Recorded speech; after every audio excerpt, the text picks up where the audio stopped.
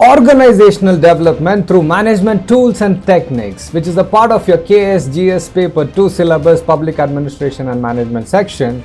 But this is not just about syllabus, this is much more than that. All those leaders who are watching this video or anybody who's watching this video, this is going to benefit you in a big way, so please watch on till the end. Any organization which is well established must and should grow over a period of time and develop over a period of time, isn't it? If that's not happening, something is wrong somewhere. How do you identify those wrongs? Some organizations have great resources, amazing infrastructure, strong financial backing, valuable connections, yet they struggle to grow. Why? Usually it's because of poor management, unclear rules and regulations and policies that do not work.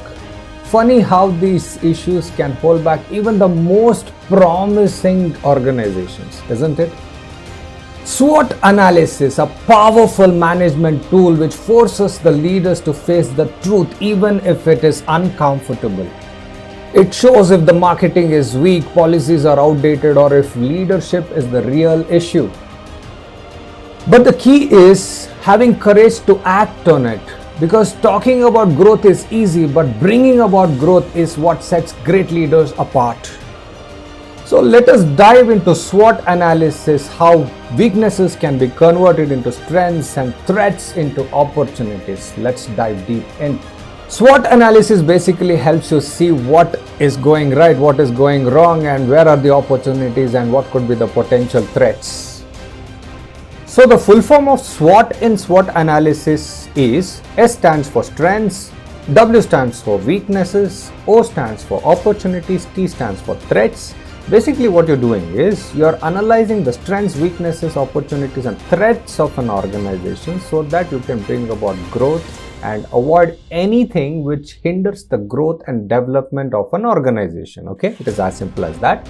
And let us understand this SWOT analysis with a practical example by taking example of an imaginary organization with the following strengths, weaknesses, opportunities and threats. Okay, so what are the imaginary strengths, weaknesses, opportunities and threats in this imaginary organization is what you need to understand, so that you get the real-time understanding of what is SWOT analysis and how it is applied for bringing about organizational development. Okay? So the strengths of this imaginary organizations are as such. Okay, number one strength is it has an amazing infrastructure.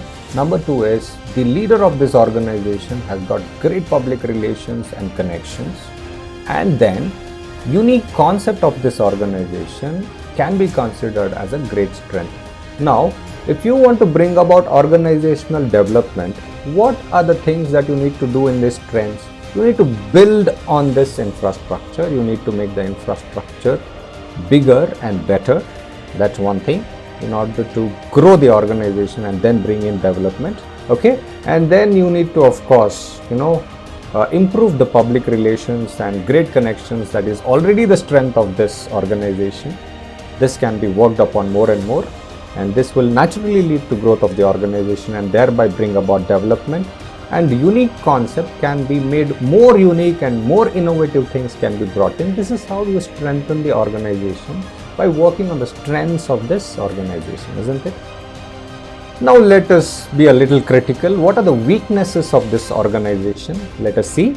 The number one weakness is poor policy framework. If the policy framework is poor, then it will hinder the growth of the organization. So that should be corrected.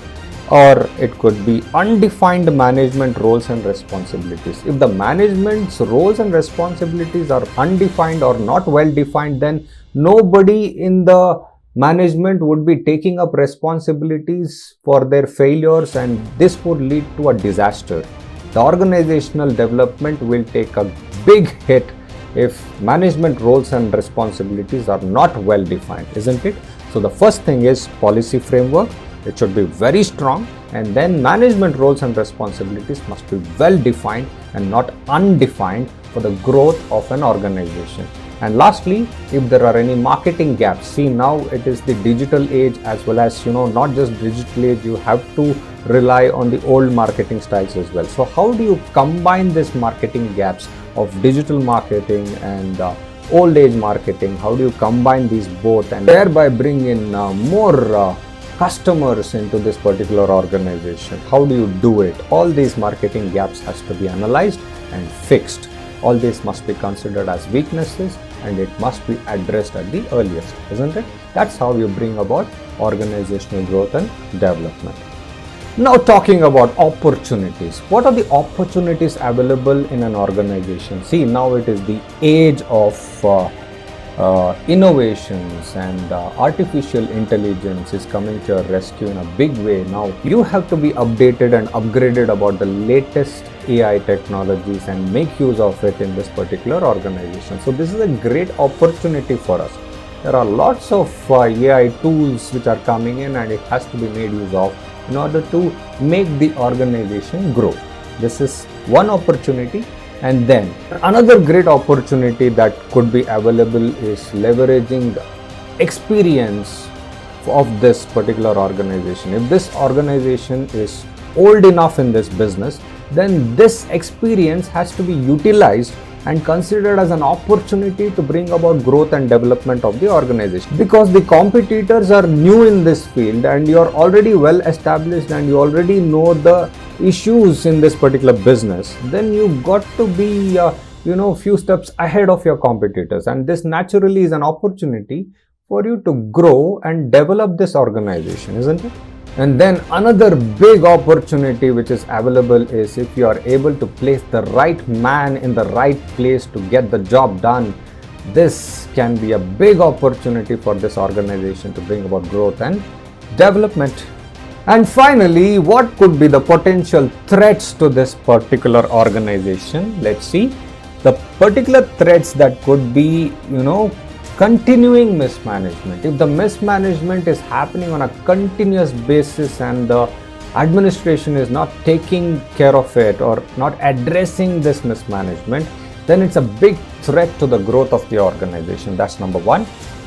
Another big threat could be, wrong man in the right place, and if this is allowed to happen over a period of time, it would lead to a disaster. And last but not the least, the biggest threat to any organization is ignoring human resource development. So if you are only focusing on human resource management and not focusing on human resource development, this is not going to take the organization forward, because you are only trying to manage the human resources and you're not focusing on their development. So focus on human resource development and not just human resource management.